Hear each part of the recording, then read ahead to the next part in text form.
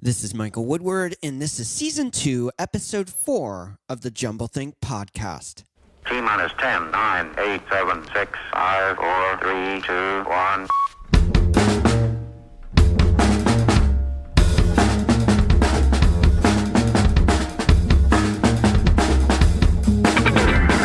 Welcome to the Jumblethink Podcast. We explore the ideas and dreams behind some of the leading entrepreneurs from around the world.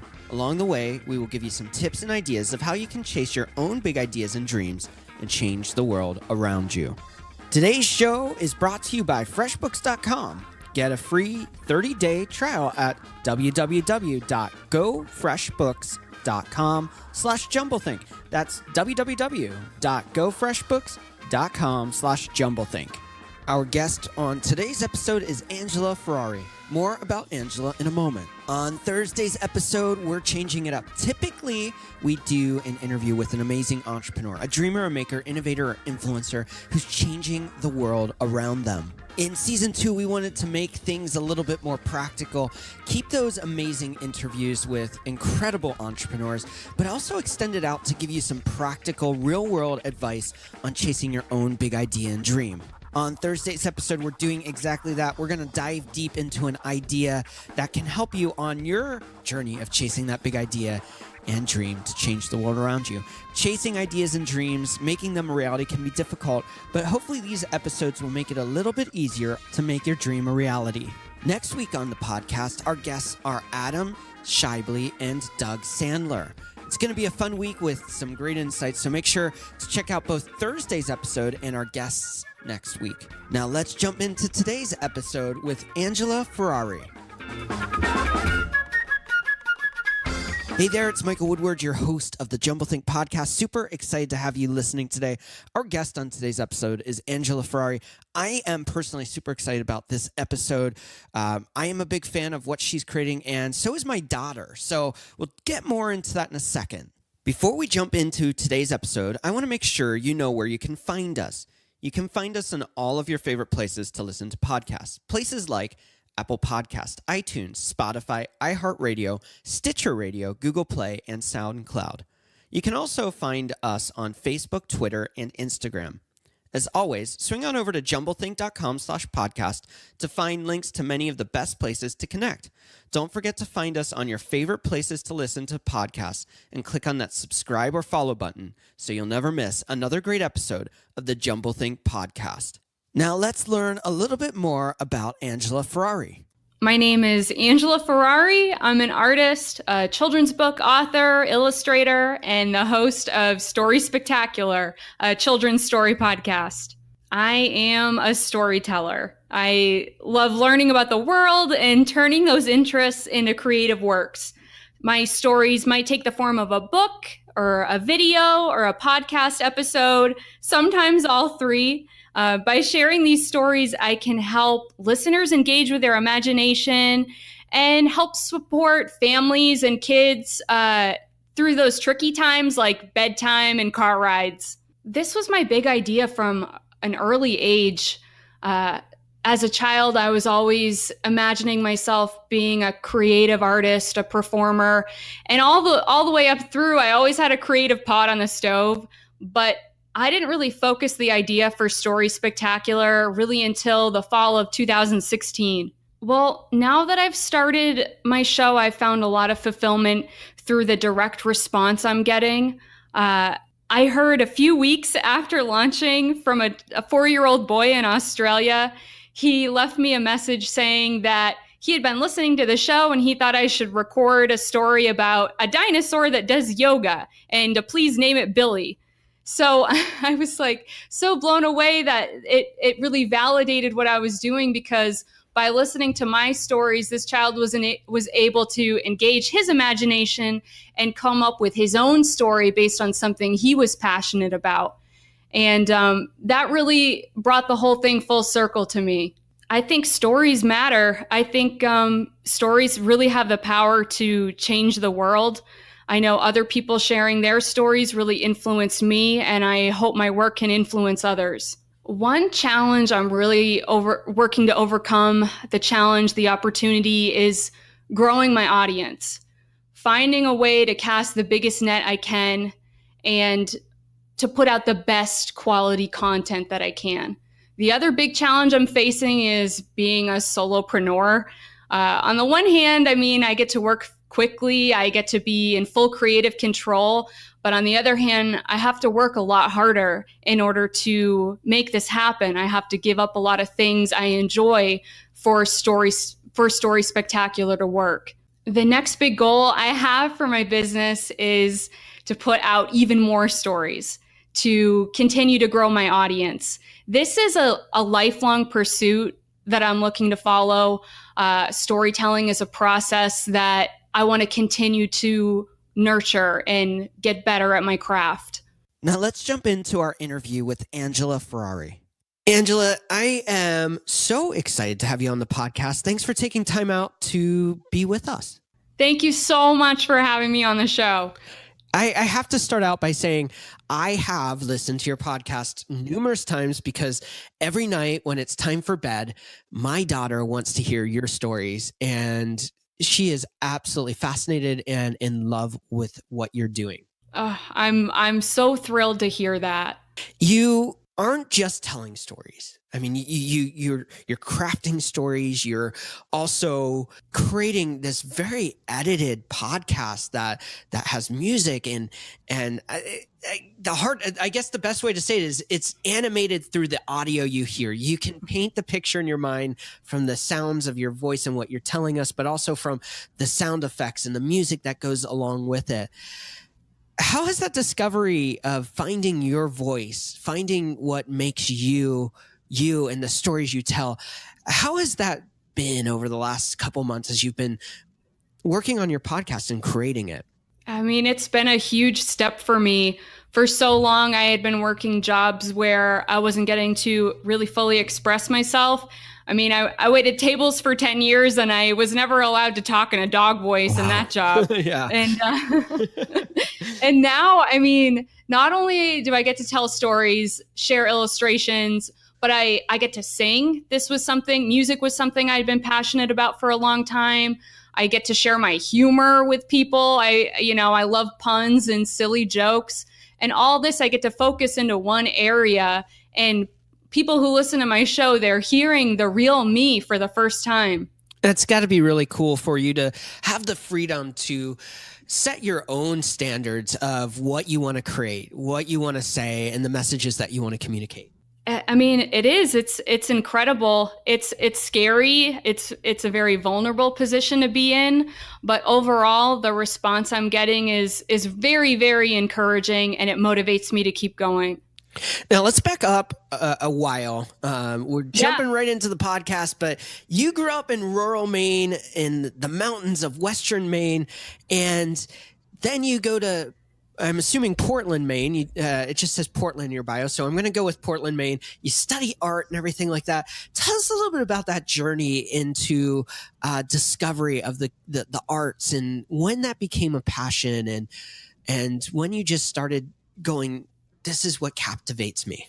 Well, growing up in Maine, I mean, the outdoors is our playground. I spent so much time outside and using my imagination to captivate to my forms of play. And I always had a lot of energy and realized that it was always better if I focused my energy on an artistic pursuit. And that's what I pursued in high school and then in college. I studied studio art, and then I went to college actually at the University of Maine at Orono, and then from there moved to Portland, Maine. And when I moved to Portland, I felt really confident about the craft of making art, but I wasn't really sure how to make a living with my art. So I had to find some resources outside of the classroom to learn how to be an entrepreneur and make it in the working world. And I started out as a landscape painter. I would paint really vivid landscapes, neon colors, a lot of nautical scenes because I was very inspired by the coast of Portland, Maine. And I started out hanging them up at coffee shops and restaurants. And then eventually I fostered a relationship with some restaurateurs. My art really complemented their brand, and their restaurant became my exclusive gallery. And over the past 8 years, I've sold hundreds of paintings from that one space. And that's how I've been known around Portland for a long time, was just as a painter. It was a really fulfilling business. I was getting to make it as an artist, but I still felt like, I have something more to say. I have stories in me that I'd really like to tell. So all along the way, I've been dipping my toe into publishing stories. I wanted to learn more about it. I think that started about 5 years ago when I started going to conferences, meeting with agents and editors, and learning about the traditional methods of publishing. And I submitted to some publishing houses. I would wait 3 to 6 months to get a response, Wow. if I got a response at all. Yeah. And I kept getting turned down, but I still kept at it. And it wasn't until one day that I went to a conference, and all of the writers submitted manuscripts to a panel of agents and editors, and they were read out loud. And one by one, the agent or the editor would raise their hand when they reached the point that they would have passed on the story, put it aside into the trash pile. Wow. And not a single manuscript made it through the panel. Wow. And I know it was mind blowing. Yeah. It was really mind blowing. I'm sure. It was, but it was realistic. It was a real glimpse inside how this process really works. Yeah. It's really hard to make it. There was one agent, when she was asked, "Hey, why did you pass on that story?" She said, "Sometimes I'll pass on a story if I don't like the character's first name." Wow. And when I heard that, I realized, this isn't the right path for me. I just have way too many stories to tell. Right. And I need to find my own way to get them out. Yeah. So that's when I made the decision, I'm going to self-publish, and I need to find a cool way to self-promote too. And that's when I also decided that I wanted to do a children's story podcast. I thought, that's so cool. What better way to tell people that I'm a storyteller than to tell stories on a radio show? Yeah, for sure. And you have 3 books out that I know of, at least. Digger's Daily Routine, An Extraordinary Book, and then the third one is What Do You See? Yes. And in that process, you're learning how to get books published. You're learning how to put all the art pieces together for print and for, I'm sure, Kindle and other devices out there. And there's this massive learning process as you're going. You mentioned you go to these conventions and conferences, and you're learning and you're learning and you're learning. It seems like one of the benchmarks of your life has been this curiosity to learn in unconventional ways. It is. I don't do as well if I'm not passionate about it. I had a hard time in a lot of school subjects. Math was a big one where it just wasn't my thing. So I had a hard time being motivated. But if I am interested in something, I definitely have the willpower to go all the way with it, to really follow through and hold myself accountable. And that's what I did with the books.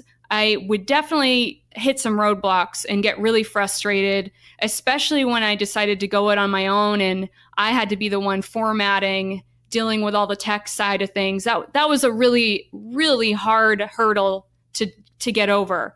And what really helped me out was online tutorials. I was able to bootstrap my way to learn step by step how to do this on my own. And I'm just so thankful that I'm living in the time where we actually can do this stuff on our own, that the resources are out there, the information is out there, the software to do these things, to create the pieces. You can use it right on your computer and make it yourself. Yeah, and technology is this weird kind of thing because it's a double-edged sword. You mentioned as a child growing up and being able to explore and play and captivate your imagination because you're in a setting that there wasn't much other than you creating your own adventure, if you will. And now we live in this time where kids are growing up with technology, and it's a beautiful thing because they can experience your podcast, they can read your books through e-readers and everything like that. But how do we find that balance between technology as a tool that enhances our life and technology as a thing that holds us back or steals from us the ability to explore and to play and have a life outside of a screen? It's a personal decision that everyone really has to make. And I don't think there's a right or wrong answer.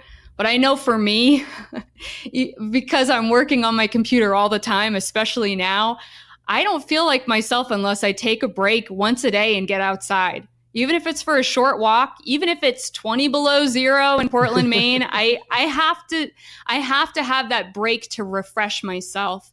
And I also really enjoy it's almost meditative. I actually get to shut my brain off and focus on really simple things, looking at the landscape.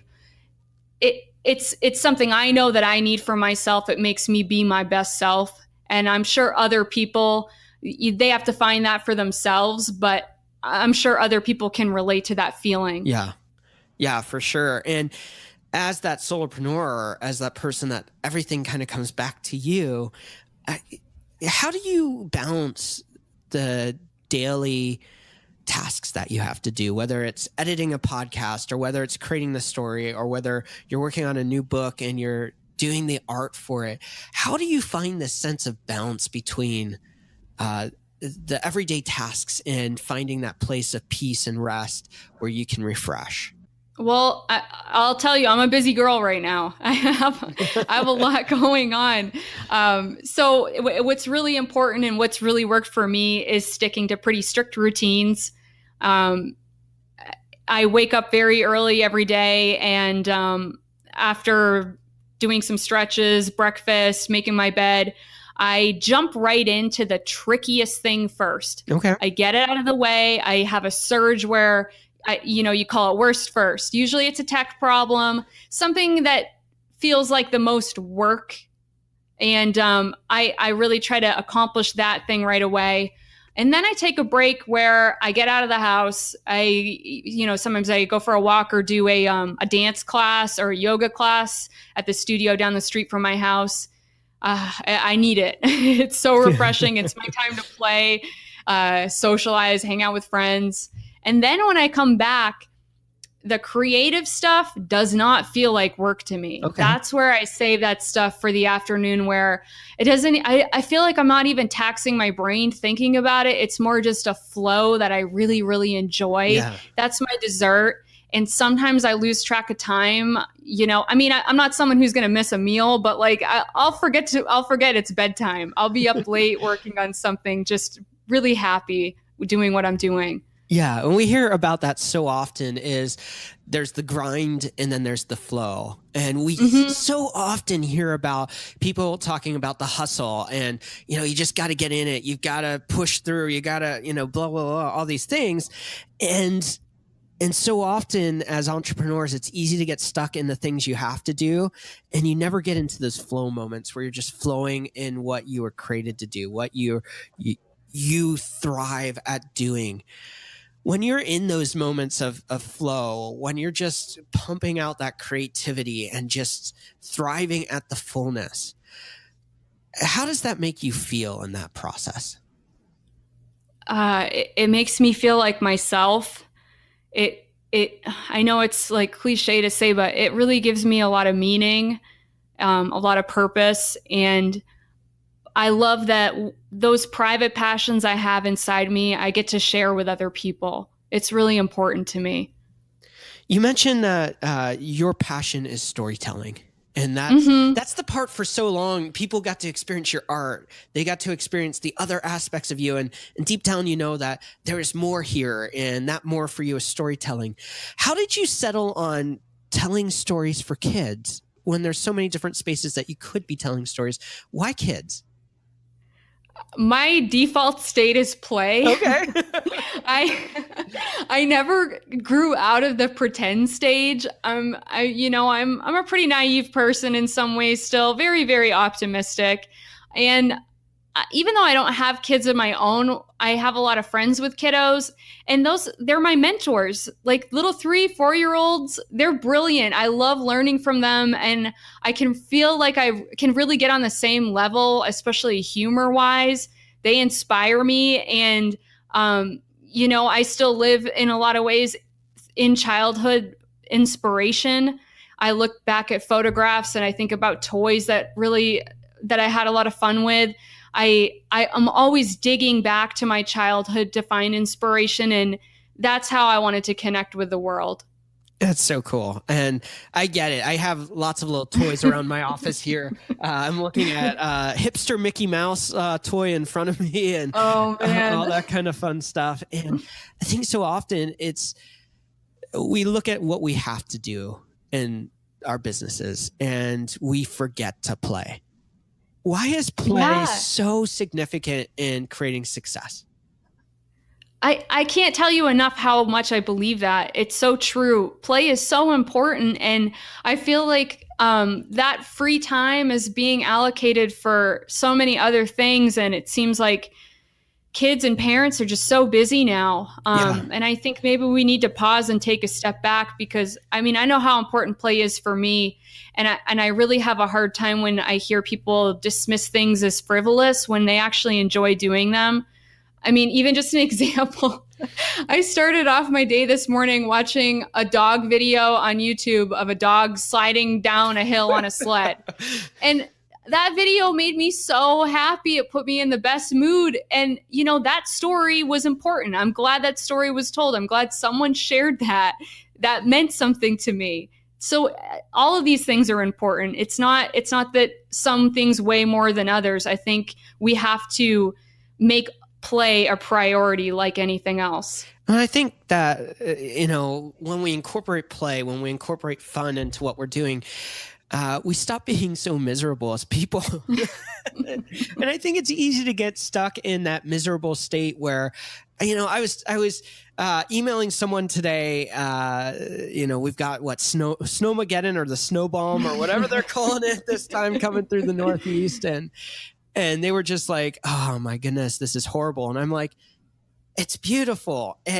You can go have fun. You can do things that you couldn't if there wasn't snow. And there's so many possibilities here. And so often we look at the negative side of things that we forget that we can have fun. And I think back to when I was a kid and, building snow tunnels and snowmen and playing in the snow and looking for those moments of escape from the everyday school in that case, but today it's the everyday grind of the things that are normal that we deal with, that we don't take stock in the magical.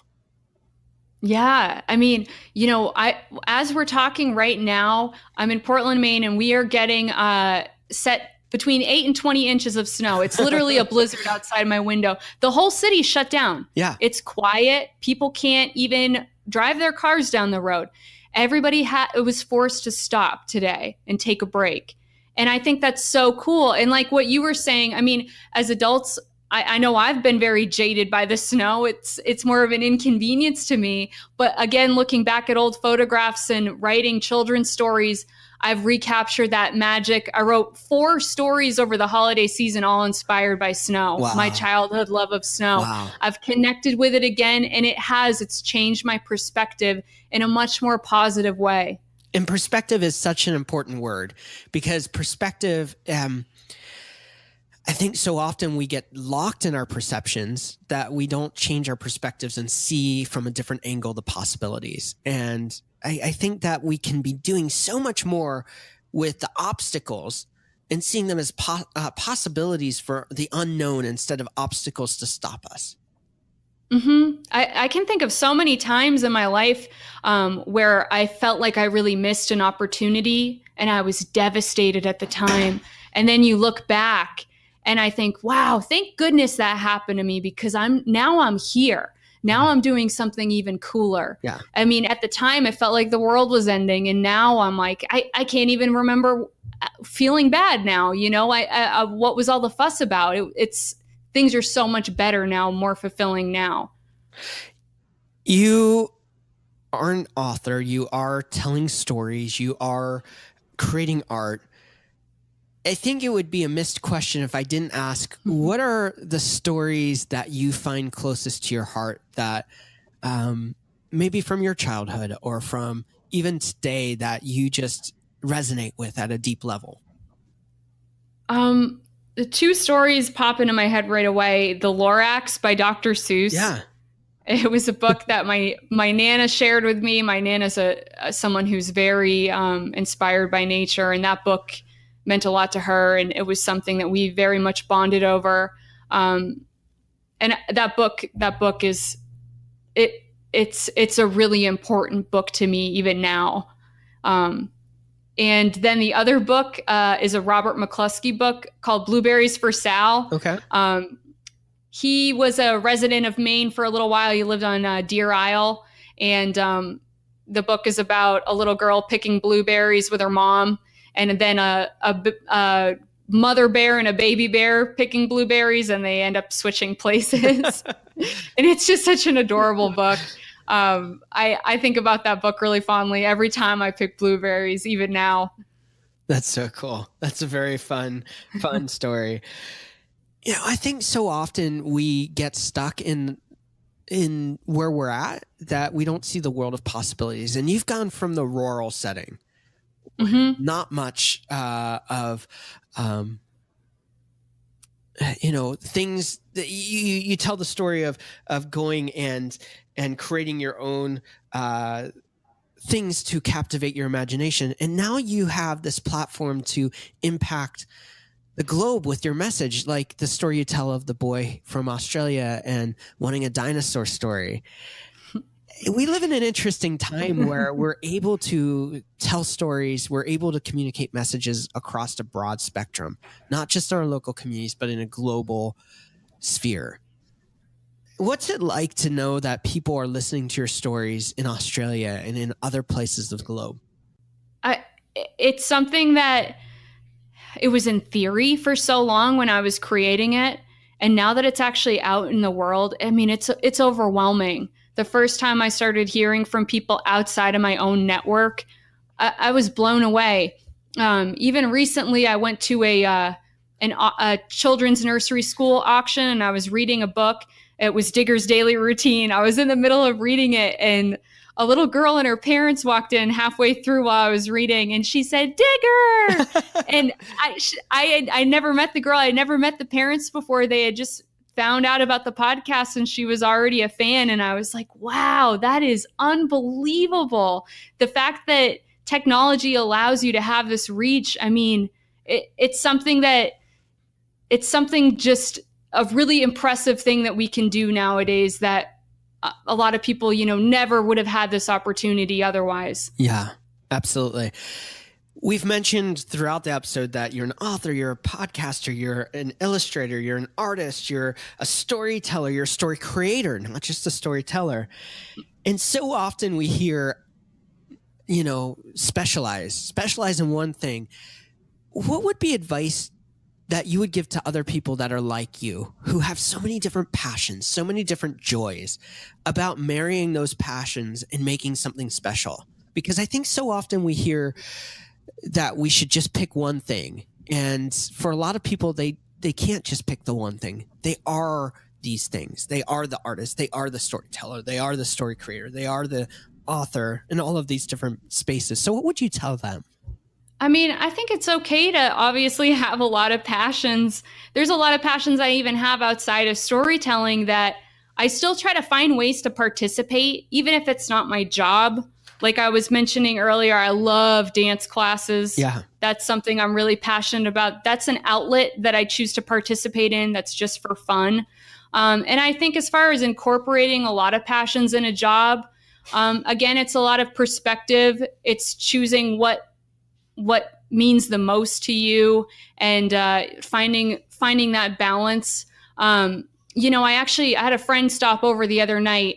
He's a carpenter. He's really, really passionate about his craft. Yeah. And he works his job every day. But he was saying that he was considering making some YouTube videos showing some techniques that he feels aren't being taught enough anymore. And he wanted to share that story with people. I mean, it's completely different from what I'm doing, but there's no reason he can't utilize those same resources to share his story and get that out into the world. That's something, again, he's passionate about. And I think that it's really important that we share these things with others. I want to talk a little bit about crafting stories. Mm-hmm. What is your process for crafting the stories that you create? I start with, I call them story starters. So Okay. topics, things of interest. Sometimes it's just like a word or two. Like, for example, I wrote one story called The Shape Escape. And all I knew is I wanted to write a story about shapes. Okay, that's cool. So how I started, I drew 3 shapes on a piece of paper and I looked at them and then I drew some faces on them. And then I thought, okay, how do I bring these characters to life? What got me really excited as a kid? And right away, 2 things popped into my head, and it was the B-52s and Pee Wee Herman. Okay. Pee Wee Herman, yay. I know. So I thought about Pee Wee Herman when I was a kid. Yeah. It was that live action puppetry. Yeah. And I was so young, it wasn't something I was allowed to actually watch at home. I'd catch glimpses of it at other people's houses. And it was just like, what is this world? Is it real? Does my dad's chair talk when I'm not in the room? Like, what is going on? Yeah. That TV show, I mean, it made me question everything. It gave me a lot of curiosity. And then the B-52s was a band that was really big when I was a kid. Yeah. And my parents played them frequently, and I would dance to the song Love Shack in my room and then out in the living room. My dad had a tool shed, and I was like, hey, let's turn that into a love shack. Let's, have everyone over. And then at my aunt's wedding, at her wedding reception, the DJ played that song, and everybody went out onto the dance floor and was dancing. And I was freaking out. I was like 5 years old. You guys know this song too? Are you kidding me? This is so awesome. So I kicked off my shoes, grabbed the microphone, and was singing and dancing along to Love Shack. So with those 2 childhood memories like hot in my mind, I looked back down at the paper of the shapes, and then the story just kind of came to me in one chunk. Not the plot of the story, but the emotions that I wanted to convey in the story. Wow. So I used a Pee Wee Herman voice for the circle, my best Pee Wee Herman impression. I used the triangle ends up being the tiny hero of the story. And then they celebrate the triangle at the end with a song and dance. And that was inspired by the B-52s. I do my best kind of take on that 80s style in the podcast episode. So, I mean, that's an example of how a story comes to me.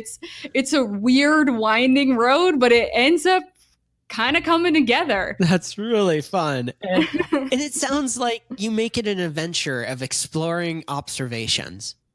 Mm-hmm. I allow myself to really spend time in my imagination and just allow it to go into whatever weird place it wants to go. That's so cool. It's very, very cool. Before we dive into rapid fire questions, can you tell us how somebody can find and connect with you, whether it's the podcast, your books, or even your art? Yeah, you can find the podcast on all the major outlets, so Apple, Google Play, Spotify, and then storyspectacular.com you can go to learn about the books, watch videos, and you can even read my bloggy, which tells you the stories behind the stories. Oh, cool. Yeah. And you can also from there sign up for the newsletter, and I'll give you a free ebook of Digger's Daily Routine. And if you wanted to connect with me, message me, you can join the Story Spectacular Facebook page or reach me on Twitter and Instagram at Storytacular. Very, very cool. We'll be right back with rapid fire questions. For you, the listener of the Jumble Think podcast, FreshBooks is offering a 30-day free trial to give you the opportunity to try out their services. FreshBooks is the easy-to-use invoicing software designed to help freelancers, small business owners, and entrepreneurs to get organized, save time, invoicing, and get paid faster. FreshBooks is built to support the needs of growing businesses just like yours. On average, customers double their revenue in 24 months. FreshBooks can also help you spend less time on the boring tasks like paperwork, invoicing, and reconciling your expenses, and freeing you up so you can spend your time on the parts of the business you love. To learn more about FreshBooks or to start your free 30-day trial, Just go to www.gofreshbooks.com/jumblethink. That's www.gofreshbooks.com/jumblethink. Now let's jump back into our rapid fire questions with Angela Ferrari. Angela, are you ready for rapid fire questions?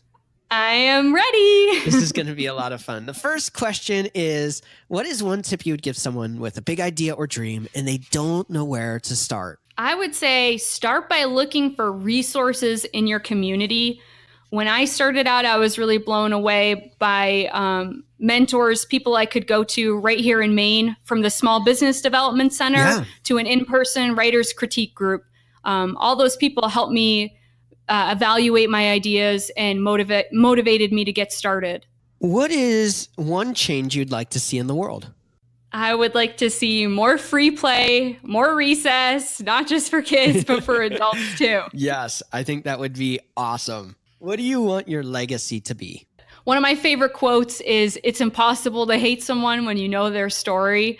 I really believe that. I really think that stories have the power to change the world. I hope that my work empowers other people to tell their stories.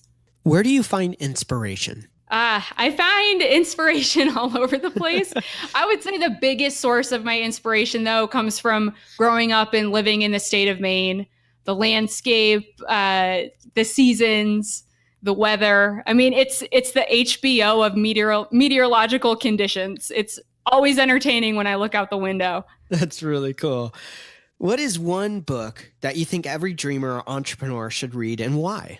One book that I think every dreamer needs to read, a must read, is Big Magic by Elizabeth Gilbert. Okay. I'm sure it's a common answer, but it's a cliche for a reason. This book, it means a lot to me. Not only is it inspirational, but it was really, really pragmatic. It helped me ask myself the big questions. What is one tool that is significant for the success of your business? The tool that's very significant for the success of my business is the program Logic. Oh, yes. It's similar to GarageBand, a little bit of a step up. It allows me to paint with sound. That's cool. That's a great way to put it. Paint with sound. I like that. What is one habit you find helpful in your life as an entrepreneur? Well, recently I downloaded the app Simple Habit. It's a meditation app. It's allowed me to cultivate a daily meditation practice. And it's been really important for me to start my day with that. Speaking of starting, how do you start and finish your day? I start by waking up usually at between 7 or 8 every day. I do a couple stretches. I do the Simple Habit app, meditation, eat my breakfast, and then again, I just go right into that surge. Do the worst first. If you weren't doing what you are doing today, what would you be doing? I can't picture myself not doing something creative. Maybe I'd be doing some sort of performance art. I always like the idea of joining an improv comedy troupe. What is one dream you're still wanting to fulfill in your own life? The one thing I wish I could, and I'm still trying to find a way to incorporate it into my business, but dancing. I would love to somehow find a way to be part of a dance performance. Before we leave, what's one last thought you'd like to leave us with? I would say you have to let your music out. Whatever private passion you have, start participating. Get it out into the world. Angela, it's been so much fun having you on today's episode. Thanks for taking time out, sharing your story, giving us some insights into your creative process, and for telling amazing stories that are beloved by children globally now. Oh my goodness. Thank you so much for having me, for sharing the podcast with your kiddo, and for putting out content like this that helped me get my start. Once again, we want to thank today's guest, Angela Ferrari, for taking time out to tell her story. As always, you can swing on over to jumblethink.com, check out the episode notes. You can find links to all the places you can connect with Angela Ferrari and Story Spectacular. On Thursday's episode, we're changing it up. We're doing a new thing, and every once in a while, throughout the year, we're going to do these special episodes where we give you some practical, real-world tips of how you can chase your own big idea and dream and make it a reality. It's going to be a lot of fun, so make sure you come back for this Thursday's episode. Next week on the podcast, our guest on Monday's episode is Adam Shively, and on Thursday we have Doug Sandler. Both are going to be incredible episodes, so make sure that you come back and check out our interviews with these two incredible guests. Thanks for tuning into today's episode. I hope it's inspired you on your journey to chase your own big idea and dream and change the world around you. Les mères de famille, les enfants, peuvent également prendre un moment revitalisant dans quelques mois, lorsque vous aurez bien saisi la technique et que vous serez maître de votre corps. Vous pourrez vous décontracter même en travaillant.